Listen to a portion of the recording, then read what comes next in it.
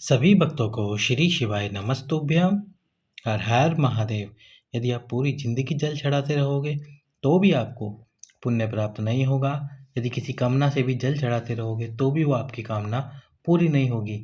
यदि ये एक गलती आप करते हुए आ रहे हो और यदि आपने कभी ये गलती की है, पर उससे पहले एक छोटा सा कार्य, वीडियो को लाइक करें, चैनल को सब्सक्राइब करें और वीडियो को अधिक से अधिक शेयर करें। तो अब वो गलती क्या है? कमेंट में भी मुझे बताया गया था और मैंने लोगों के घर पे भी देखा है कि वो ये छोटी सी गलती कर देते हैं। करते क्या हैं? जो तुलसा होती है हमारे घर की, उस तुलसा के अंदर शिवलिंग को रख देते हैं। तुलसा जी के गमले के अंदर शिवलिंग को रख देते हैं और उसी शिवलिंग को रखकर उसकी पूजन अर्चना करना प्रारंभ कर देते हैं। वो जो शिवलिंग रखा होता है तुलसा में, उस पे जल चढ़ाते हैं, दूध चढ़ाते हैं और पूजन अर्चना करते हैं। तो ये गलत कार्य है। यदि आप शिवलिंग पर प्रतिदिन तुलसा जी में रख के जल चढ़ा रहे हैं तो इससे आपको दोष लगता है। गुरु जी ने कहा था कि यदि शिवजी पे चढ़ा हुआ जल आप किसी भी वृक्ष में डाल सकते हो, लेकिन यदि तुलसा में डाल देते हो तो आपको काल सर्प दोष लगता है, सांप के डसे हुए का दोष लग जाता है यदि तुलसा में आपने जल डाला है। बहुत से घरों में मैंने देखा है कि तुलसी के क्यारे में लोग शिवलिंग को रख देते हैं, क्योंकि तुलसा शिवलिंग पर नहीं चढ़ती। साल में केवल एक दिन होता है, बैकुंठ चतुर्दशी के दिन, और वो भी रात्रि को 12 बजे से सुबह 4 बजे तक ही तुलसा शिवजी को चढ़ती है। तुलसा शिवजी को क्यों नहीं चढ़ती? क्योंकि जो तुलसा के पति थे उनका वध भगवान शंकर ने किया था, इस वजह से तुलसा शिवलिंग पर नहीं चढ़ती। साथ ही साथ में जो गणेश जी है उनको भी तुलसा जी नहीं चढ़ती। वो क्यों नहीं चढ़ती? क्योंकि जब तुलसा जी ने गणेश जी से विवाह का प्रस्ताव रखा था तो गणेश जी ने उनको मना कर दिया था विवाह के लिए। तो तुलसा ने कहा था, मैं सबको चढ़ सकती हूँ पर तुम्हारे प्रसाद में या आपके प्रसाद में कभी भी मैं नहीं चढ़ूंगी, और आप पर भी आपके प्रसाद के साथ मेरा सेवन कभी नहीं किया जा सकता और मैं आपके ऊपर भी कभी नहीं चढ़ूंगी। तो इसलिए ना तो गणेश जी के ऊपर और ना शिव जी के ऊपर तुलसा जी चढ़ती है। और यदि आपने शिवलिंग को तुलसा में नहीं रख रखा है, लेकिन आप जब घर पर जल चढ़ाते हैं शिवलिंग को रखकर किसी पात्र में, और उस पात्र का जल यदि तुलसा में डाल देते हैं तो आपको सांप के डसे का दोष लगता है, जिसे कालसर्प दोष कहते हैं। यदि आपने कभी ये कार्य किया है तो आज ही ये वीडियो देखने के बाद शिवलिंग को तुलसा में से साइड कर दीजिए, तुलसा में से अलग रख के किसी भी वृक्ष के नीचे रख लीजिए या आपके घर में रखिए, उसकी पूजा कीजिए।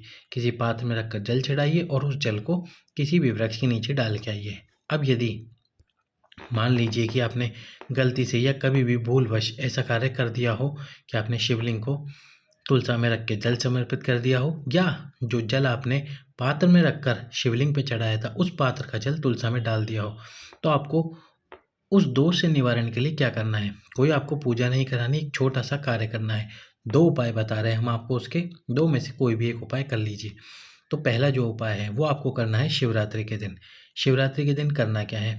जो काली उड़द आती है, काली उड़द की दाल आती है, वो आपको लेनी है शिवरात्रि के दिन। उसको एक पात्र में ले लीजिए और पात्र में ले जाकर भगवान शंकर के सम्मुख में रखनी है शिवरात्रि के दिन। मासिक शिवरात्रि के दिन भी आप ये उपाय कर सकते हैं। एक आपको आटे का दीप लेना है जिसमें 4 लंबी बत्तियां लगानी है और सरसों का तेल डालना है। सरसों का तेल डाल के 4 लंबी बत्तियां लगा दीजिए। अब इस दीपक को आपको भगवान शंकर के सम्मुख में ठीक 12 बजे, ये जो आपने पात्र में काली उड़द रख रखी है इसके ऊपर रखना है। पहले दीप प्रज्वलित कर लो और उसके बाद में यहाँ पे ठीक दिन के 12 बजे इस दीप को शिव जी के सम्मुख में रखकर प्रज्वलित करो। जब आप दीप को प्रज्वलित कर दोगे उसके बाद में ये लगभग 5 मिनट बाद इस दीप को उठाना है और आपके आसपास में, या तो शिव मंदिर के पास में या आपके नगर में जहाँ पर भी भैरव जी का मंदिर हो, काल भैरव का मंदिर हो, बटुक भैरव का मंदिर हो, उस मंदिर में ले जाकर इस दीपक को रख देना है।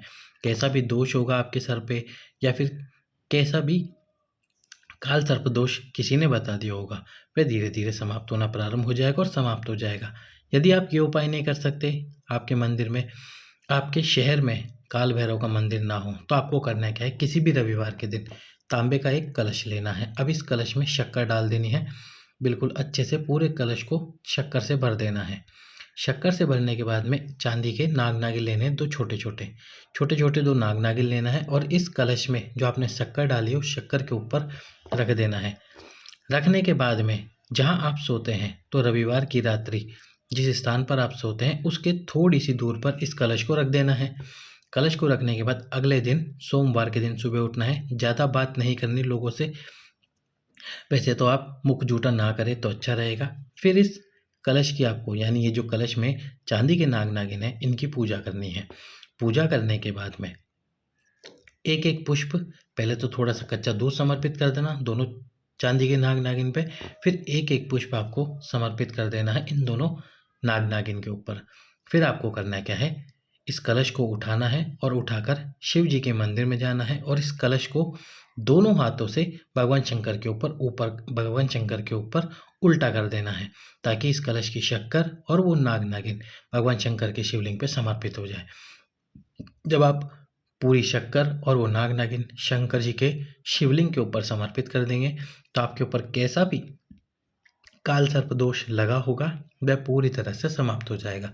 किसी भी रविवार और सोमवार के दिन ये उपाय आप कर सकते हैं, कीजिए ये उपाय। और यदि गलती से आपने कभी शिवलिंग को तुलसा के क्यारे में रखकर जल समर्पित कर दिया था, या जो आपने जल चढ़ाया था वो तुलसा में डाल दिया, तो आपको ये दोष लगा होगा। इस दोष के निवारण के लिए छोटा सा उपाय जरूर करें।